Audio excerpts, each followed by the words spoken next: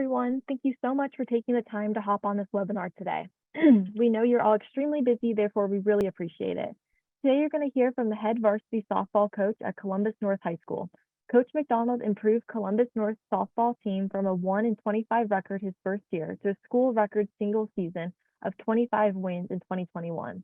In today's webinar, he will guide you through building your own successful softball program. So with that, I would like to introduce you to Ron McDonald. Please enjoy the show and feel free to ask any questions throughout the webinar using the live chat feature. Thanks and welcome everyone. Well, hi everyone out there, and I want to thank BSN Sports for reaching out and contacting me about being a speaker. And I'm always glad to talk about our softball program and what we've accomplished. And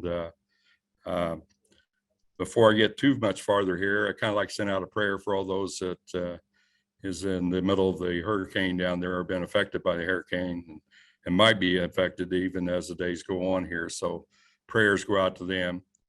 Want to thank my some people here that's been responsible for me being where I'm at here. I want to thank Principal David Clark here for being here and also supporting me throughout the time that I've been here, especially through the rough times. Want to thank Jeff Hester for hiring me here. Jeff's moved on to be assistant athletic director at Carmel High School here in Indiana.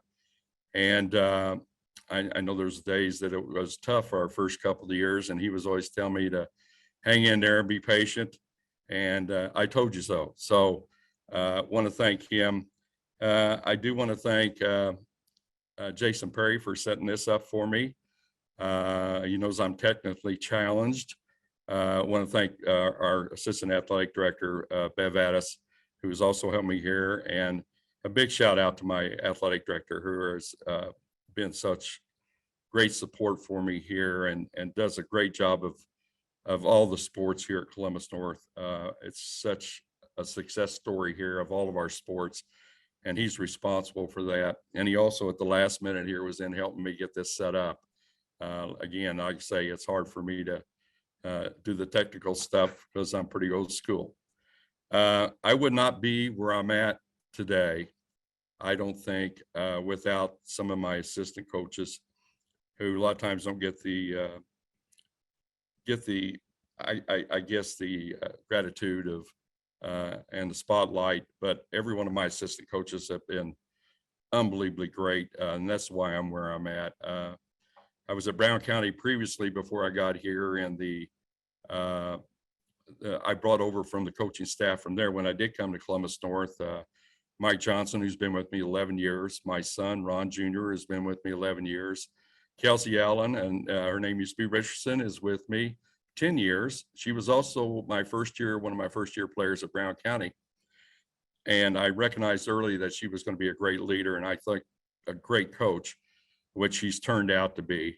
The next thing I did too is retained one of the coaches here, which was Joe King, who's been unbelievably helpful with me on everything that I've done so far here. And I don't know what I'd do without him. I added a new coach here in the last couple of years with TJ Jarvis, and who's going to be special for us. And I've missing one of my female coaches who decided to have a baby last year and is going to enjoy her life taking care of her baby and her husband.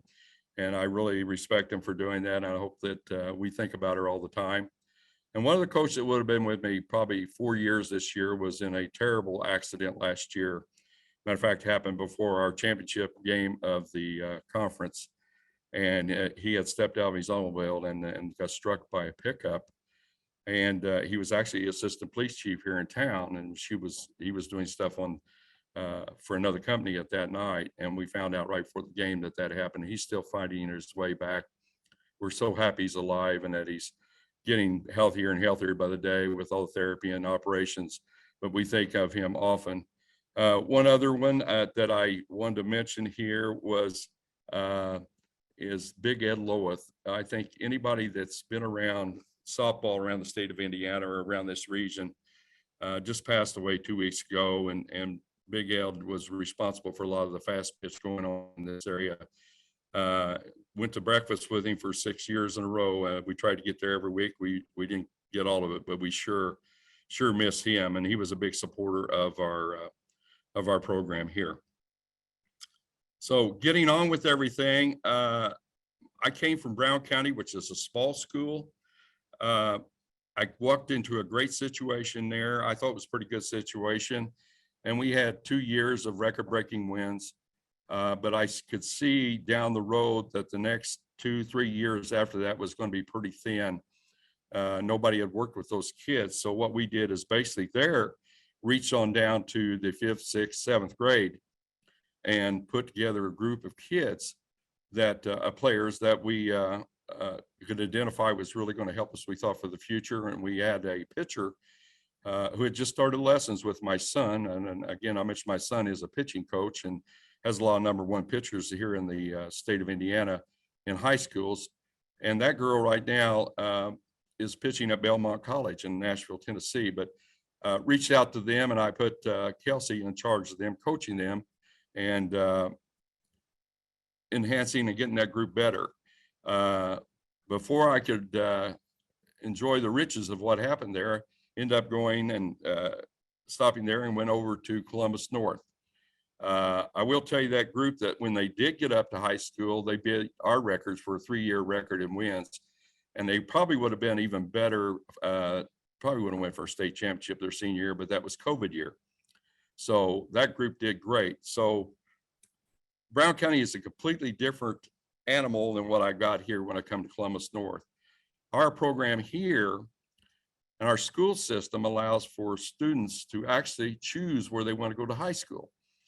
So instead of having the feeder system like I did at Brown County, we were actually competing against our crosstown rival over here and trying to get kids to come over here without, and you can't recruit obviously in high school, but we want to make ourselves look attractive enough that we could get kids that want to come over here. As soon as I accepted the job, what I did is right away, I tried to get a hold of, I know Joe King knew a lot of the girls that were already here and some of the girls coming up. And I tried to go watch some of the girls that were going to play here, but none of them actually played travel ball. And the situation was I have one girl that was coming back that varsitied, and she was the pitcher. And a month after I took the job, she tore her ACL. So I had no pitching going in. And plus all the girls that played JV had moved up to the varsity or moved up, had lost every game by more than 20 runs. So you could see our dilemma when we first started. We had no pitching as far as experience at all. And then we had girls that hadn't been very competitive at that point. So moving on from there, I tried to watch them as much as I could to know what I really had out on the field. And I knew it was going to be tough. So I reached out to my son as far as pitching, because as you know, pitching has so much to do with everything you're doing. If you've got great pitching, you can stay in every game. So I reached out to my son to find out what he had coming through his system over there as doing these pitching lessons that, could possibly coming up through in the next few years, and where we stood if we had anybody coming over. And he indicated to me that one of the 8th graders from Brown County had indicated they wanted to come to Columbus North. They couldn't my first year, but they could our second year. So consequently, we went 1-25 that year. I think most of our games were 22-0, 23-2. I mean, we were getting crushed. Really, I thought it was a miracle that we won one game and then moved on to the second year, and I'll get into that. But knowing that we had to get the pitching lined up, and we knew we had the girl coming in the second year. Also, the third year we knew coming in, we had great pitching coming in. So we had to survive the first 2 years to get there. One other thing to reach out to establish a foundation to where we were at was to start a middle school team, which is similar to a feeder system, but obviously it was for a middle school team that would actually be attending North. And with getting confirmation from some of the girls that pitching that were going to come here and through the auspices of my son, a lot of girls started lining up and wanting to come in. And once I knew the names of those girls on the middle school team that we were going to have, I still went out and watched them play. And you're going to hear that several times throughout this conversation, that I was always out watching girls whether it be from the 5th grade, 4th grade, 5th grade, 6th grade, 7th grade. I watched them. I went out to tournaments, I went to lessons, I went to practices, because I wanted them to see my face and I wanted them to know who I was. And then I wanted to make contact and let them know that I really enjoyed watching them. I talked to their parents and said that they had great players, and and usually they would reach out to me and say, well, we were thinking about going to North or whatever, and then we could consider, continue the conversation. So basically we got that middle school team together. It did create a great foundation for us our 3rd year. And I put a guy by the name of Lee Hefner in charge then. He done a bang up job for 3 years. He taught them fundamentals and really prepared them to come in and do what we needed done. So twofold there is reaching out to the pitching and reaching out and getting a middle school team. And then I thought, as I went along, I wanted to make sure that when I was out there, I was looking for people to fill different positions that hopefully we could get attracted to come to Columbus North. And let alone the idea that we were out there doing that. Columbus North is such a great school. Academically, the atmosphere is unbelievable. All the sports here, like I say, my athletic director does such a great job. All the sports here are successful. You just know that when you come over here, it's going to be great. My way to approach them, if they decided they wanted to come to Columbus North or they were interested in coming to Columbus North, was to make a visit to the school. And I said, don't come because of softball. We want you to come because that you would be comfortable over there, and that's where you would want to go. And that includes anything else you want to do, sports-wise over here, academic-wise. But the attraction was that. I know that I was some of the attraction because I'd had a reputation of rebuilding programs and making them successful. And again, without my assistant coaches, I want to mention that all the way through here, because I don't want it to all be all about me and I, but the work that they put in, the input that they've had throughout the years, it just makes it so much easier for me. So basically we got those two things going. Like I say, the first 2 years were rough. And I guess if I'm going to talk about what to do as far as the program, and people ask me, I actually do my homework. I actually do due diligence by going down and watching those kids. I knew every girl's name that was coming up through the system in our Columbus area. I knew them, knew their parents. I made sure I got out there and they saw me. And I've done that ever since day one. I'm doing that now.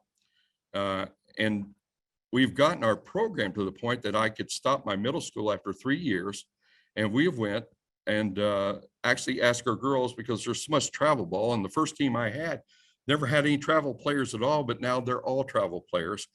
And they're so busy doing that having a middle school was putting a little bit extra load on them.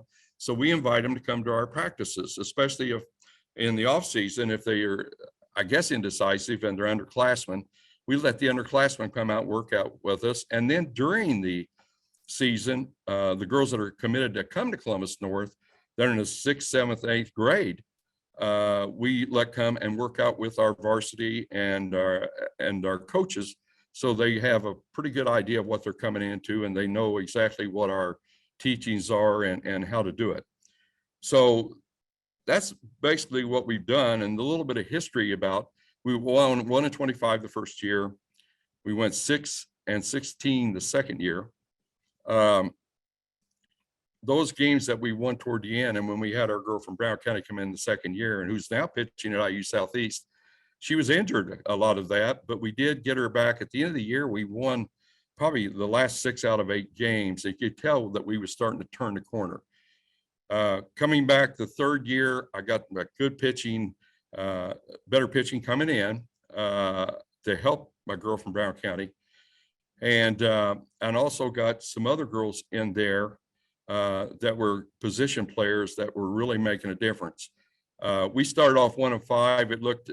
It just was so hard to change the atmosphere around here from a losing atmosphere in this program, that we won our next 15 out of 16 games. We end up winning the sectional. We end up going undefeated for the first time in school history in conference, which was really pretty cool, because 2 of the girls, the incoming freshmen, our first year, and probably one of the few incoming freshmen that year on that first year team of 125 actually experienced that. But then in their third year, they got to experience the success of winning a sectional and winning the conference. So it was really neat to see them to go from one end to the other. And then we lost the one senior going out our third year. We have one senior. We had everybody coming back for 2020, and everybody knows what happens then. COVID strikes. We feel like that might have been, I know everybody says that, but we feel like that might have been one of our best years, especially because of the leadership we have with the two seniors. Both of them are end up playing at the next level also, and with everybody back that have won the sectional and the conference. So we think that we've really been good. The following year, 2021, as you've seen from the record, we were 25-5, undefeated in conference again, one sectional, one regional, got beat by the state champs in a game, and we thought whoever won that game was going to win the state championship. And that's basically what happened. Last year, we ended up 20-4. We only lost 3 games during the season, lost the 4th game. We got upset in the sectional, but it wasn't so much an upset. We both were ranked pretty high in the state and consistently high up there. And they went on to the Final Four too. It's funny, 4 of my years that I've been coaching here, in the last 10, the state champs have beat us in the tournament. So it just seems that we've been snake bit when we run into that. This year coming back, we've got a great team coming back. We look to do great things this year, and I think we will. But I've set up the program now by doing what we've done and having girls come in, that if we add 2 to 3 girls every year, incoming freshmen, and they make an impact, then we are not rebuilding, we're reloading. And that's what we've tried to do. I know a lot of people will say it's hard to rebuild a program, especially where ours was, but it's also even harder to maintain and keep that same excellence up through what we do. So, and that's what we've done here at Columbus North. And again, as we got in years, I was able to go out and watch girls play that actually come up to me, and parents come up to me that want to play here. And we've actually got a couple girls this year, seniors, that are from out of town here that wanted to come to North, and one is going to be playing at the next level and already committed, and the other is, I think, will be committing next few weeks. And they are also setting school records all along the way here. So I think we've got our program where it needs to be, and hopefully we can maintain that. And if any advice, especially no matter if you're at a small school and you got a feeder program, or you don't have one when you're into the competition like we have here across town, you've got to get out and know who your players are coming up. And you've got to know that they know you're out there. Just talking to, I'll bring up Zach McClellan real quick. Zach is started the athletic program at IUPUC College over here. And this is their initial year starting. And his daughter is an incoming freshman this year. And he said what convinced him was when I went out to watch him. And I come out and watched him 2 or 3 times play. He said he didn't have many high school coaches that, that did that. To me, you've got to do that. I watch pitching, or I go to my son's lessons probably once a week. I even see some of the girls that's at the other high schools, obviously in the off season, and see how they're doing and all the competition that we got coming up here, along with the girls that are coming to our place. I try not to miss any of the games or any of the lessons or some of the practices I go to that I can, even with my girls that are presently with the team. All of them send me their schedules in the off season, and all of the parents send me schedules. And my wife is such a trooper. She loves softball and she loves baseball, thank God. So we can get out there, and we have actually put in our time. And I know it's taken up a lot of our time, but it's been so rewarding by watching these kids grow the way they did. And I may not put them in the same positions they were in travel, but I put them in the positions I think where they're better. And I think also that they're going to help our team. Consequently, they end up usually playing in those positions. I've got one of the girls that come in, we turned her around to the left side. She was one of the fastest girl I had. She'll set the stolen base record this year, and I think she'll threaten to do the one on the state of Indiana. But turned her around to the left side and turned her into a slapper. She's a better left-hand hitter now than she was right. So we try to do all those things along the lines. I know it's a compilation of things, but the main thing is, again, I'll stress, you've got to know who's coming up in your program, whether you're a small school or big school, and you got to get involved with them. Not just send people out to watch them yourself, but you've got to be there yourself. They've got to know that you're invested in what they want and what they're looking for in our future. So basically, that's what I've done. If there's, I guess we'll be open for discussion for some questions.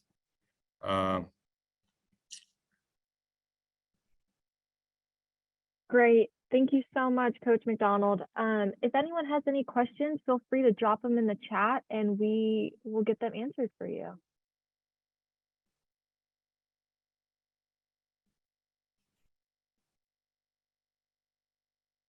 Coach McDonald, I have one for you.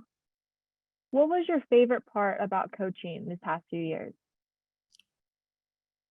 To see the joy on the girls' faces, especially the ones that went through the rough years with us. That I know the bus ride back from winning sectionals was the most unbelievable experience. I'll never forget it. I don't think, and if you ask those girls today, they said it's the best thing that's ever happened to them in their lives up to this point. Awesome. Thank you. Looks like we're still waiting to see if we get any in the chat. If you guys don't have any questions at the moment, feel free to email them to me or Coach McDonald, and we can also get them answered for you then. But one coach said, what if you don't have a pitching coach? What do you do?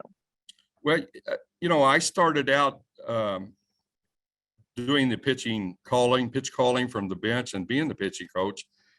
I found out that I couldn't do it. I guess I'm fortunate to have my son, who is almost like a clone of me as far as calling pitches. So he took over big responsibility there. But if my suggestion is, what a coach should do is go visit those people that are giving pitching lessons, and especially go to kids that are going to be coming to your school, because that way you get a good idea of what they throw, how they throw it, what their strengths are, what their weaknesses are. You could actually do a lot of that yourself. And most of the coaches that I know, actually, especially the smaller schools, do it themselves. I've been fortunate, again, that I could put my son in a situation where I can concentrate on other things. But also I follow that closely. So I know what he's calling. And, there's times where I will yell down to him to call something, but, and if he wants me to do that, when we're at a point where I need a change up or something, but that's what I see. But generally I let him go on his own. But my suggestion is, and I have a friend that's a coach, and I told him, I said, you need to get in there and start watching instead of just going in and somebody else doing it. If you can find somebody else that can do that, I think you're way ahead of the game. Awesome. And then Coach Hobson said, do you have any issues with your high schoolers questioning or complaining about having the younger players at your practices? No, we don't. I've been real fortunate to have a great group of parents. And everybody has their problems as far as they go. But if you're asking me too, I don't know where the question was, how about assistant coaches being parents? And I actually enabled that to happen, because I have a strict rule. If you're a parent, if you're going to be a coach, you can't be a parent. You have to be a coach out if you're on the team or you're coaching the team. If you're a player, again, you can't be a daughter, you've got to be a player. And that respect has got to be had between both. And that's something we try to explain to all our coaches and our kids when they come in. And I tell you the truth, our kids welcome it because it only makes them better.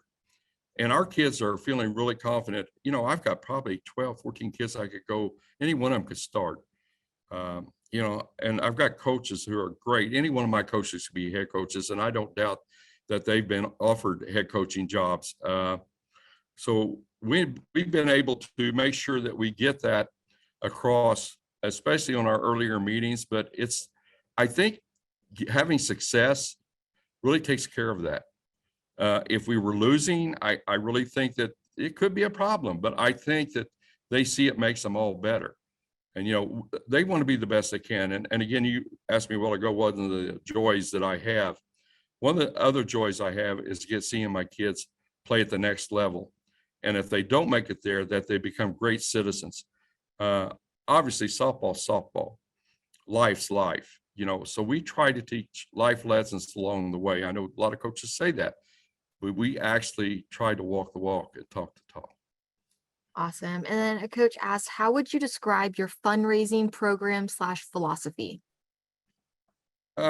We actually, we have a booster club here at Columbus North that takes care of a lot of things, but other things that we want to do, they take care of our uniforms and stuff like that, but equipment wise, so we have, our first couple of years, we didn't do very well fundraising, but we started really getting it organized. And now we have a fundraiser that pays for all the girls, their helmets, their shoes, items like that, belts, socks. We make sure that we try to raise enough money that it covers them on as far as they don't have to pay for it. And if we want any extra equipment, we can always ask for it from our booster club, and they're always great to do that. But we try to raise as much on our own to get to the point that we can buy things that we are seeing that we need, that are, some of them are not a necessity, but we consider them a necessity ourselves. Awesome. And then Coach Heath said, congratulations on your turnaround. Have you ever had issues with an assistant coach undermining you? I really haven't. But, I know my assistant coaches. I did my first year coach was Joe King. I put Joe through him a lot, but I had to make sure he was loyal. And he's turned out to be one of the most loyal and one of the best friends I've got. And I really trust his judgment on a lot of stuff. He's an excellent coach. But other than that, my coaches have been with me so long that I haven't. They've been loyal. They follow me. I tell you that what's a funny story is the first year I had Kelsey Allen, one of my assistant coaches. She was one of them girls that new coach come out. She was one of the eye rollers. And it's funny, she started out being that way and ending up seeing what we did was working. And all of a sudden they become successful and she becomes successful. She raised her batting average over 100, was all conference, nominated for all state. She was a heck of a player. And now she's one of my best representatives out there. So loyal. And I get her to talk to the girls sometimes when they're coming in, and some of them don't know. And she can actually tell them what she went through personally. And kind of head off a little bit of some of that. But assistant coach, no, I've been very blessed. I've been very blessed, and I'm so happy who I've got. They're unbelievable. That's great. We're getting tons of questions coming in. We're going to have to kind of jump around here, and Okay. we'll get the rest of them in an email for you guys. But Chelsea Burns asked, it seems like a small thing, but do your girls ride to and from games together on a bus? It seems like it would be good for team building, but I have a lot of resistance after the games to ride back as a team. Well, we the first few years they were able to do that. We try to get, you're right, team unity is everything. And we try to get all of our girls, they have to ride the bus over to our events. But in the past, they were able to write out a permission slip and from the parents, and we would approve it, and they could go home with the parents. Now we've made it so that you have to contact our athletic office at least 2 to 3 days ahead of time to let them know if there's some reason, and why the reason is that you need to run by your parents. A lot of it's logistics, but we love for the kids to come back because we want them to enjoy, hopefully, the victory together. There are some losses, but we love for that camaraderie. And I do recommend that you travel together and be together. Awesome. And then Jennifer asked, any suggestions for a school that does not have a feeder program? Just what I went through. We can't we compete against our crosstown rivals over here. And when I first took the job, I thought, how am I going to get kids to want to come to North? And my suggestion is what I mentioned a while ago. I identified the girls, found out who they were, and I made sure that I made an effort to go out and watch them, no matter in what setting, as far as lessons, practices, tournament games. I made sure I went out and they knew who I was. They would talk to me. I had pictures taken with me.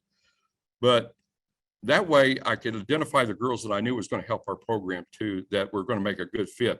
You know, if I'm going to lose pitching like this year, I want to make sure I had another pitcher coming in, which is kind of neat because I am losing. I think I've got a candidate for Miss Softball this year that's a pitcher and also a great player, and it's going to play Division I. But I think she's got a great shot to be Miss Softball. But after she leaves, we've got an incoming freshman this year that I think is going to follow in her footsteps. So I think we're just, that's the way to do it is make sure that you identify.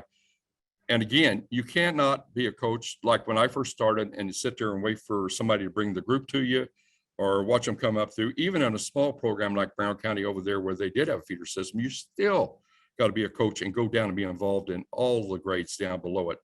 So even emphasize that more when you're in a situation like here where you don't have a feeder program, or you can set up a middle school team like we did and get those girls, or have them come into your off-season workouts if you can. So that's my suggestion. Awesome. We're going to go one or two more questions. Nathan asked, other than pitching, what was the next key factor on the field that you attribute to your turnaround, and what was the process to make that happen? Wow.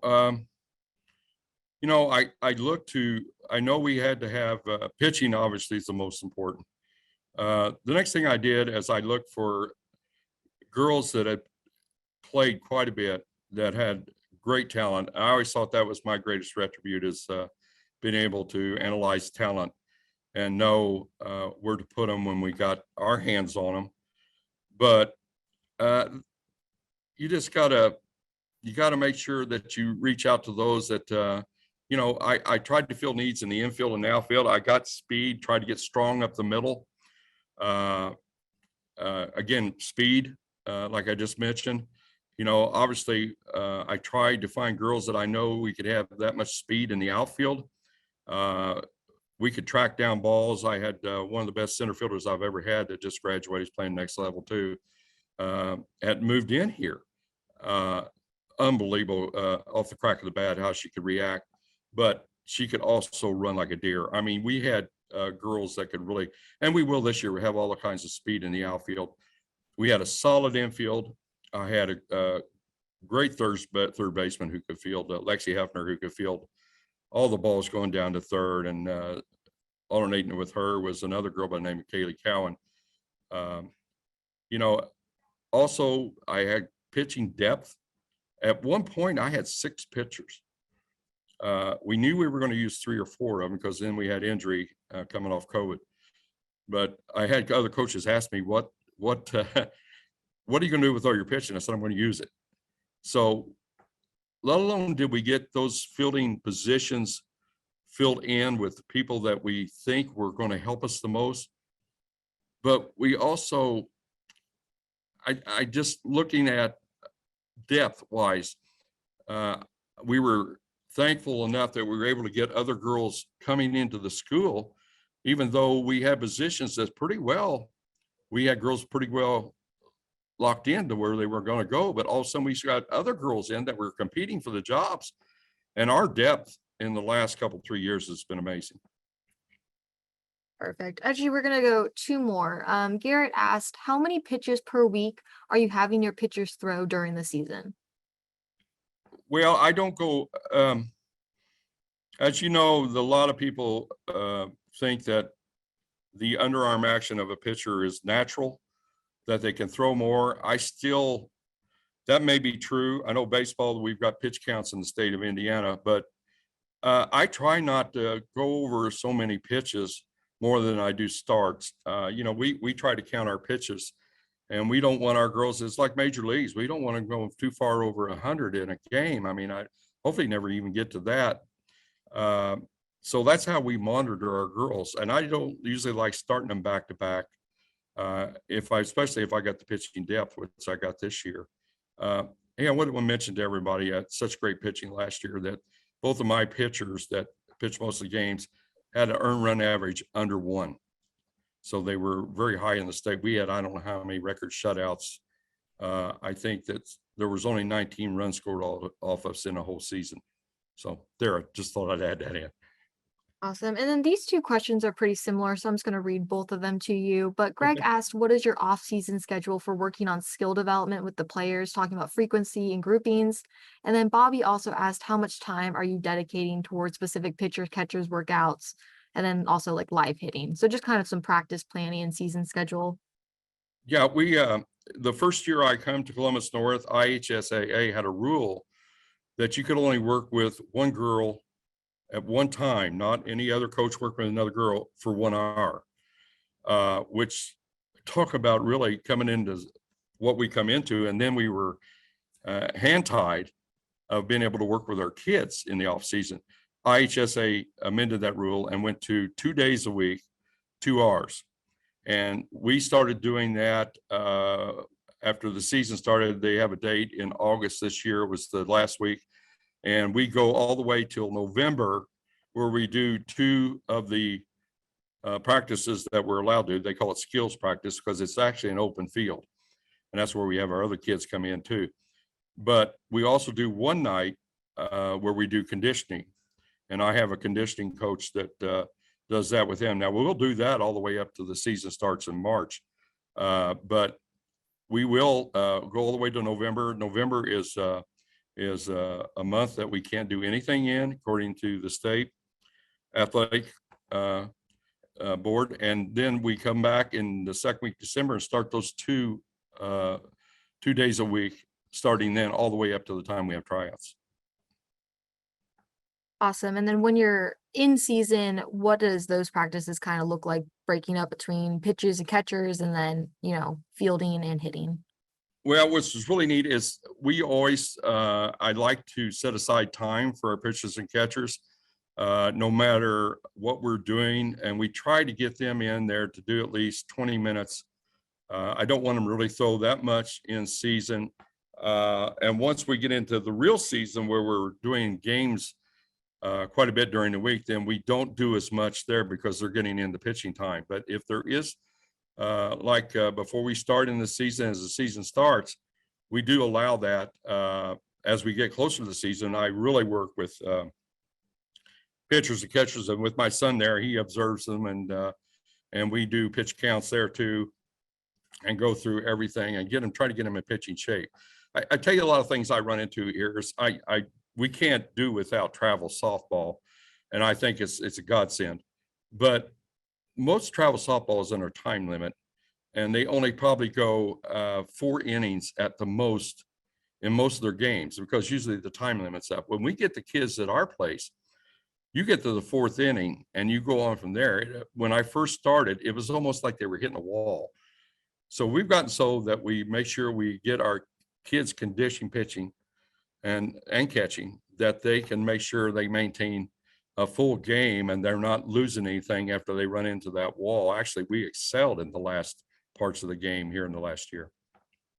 Awesome. Well, thank you so much, Coach McDonald, for all of this information. I'm sure a lot of coaches have taken a lot of great information from this that they can use going forward. But yeah, we just want to say thank you, and to everyone who has asked. We will be sending out the recording of this, including the Q&A. And I will also send over some of these other questions we didn't get to today to Coach McDonald for you guys. But want to thank everyone for being able to hop on this call today, and have a great rest of your week. Thank you, everybody.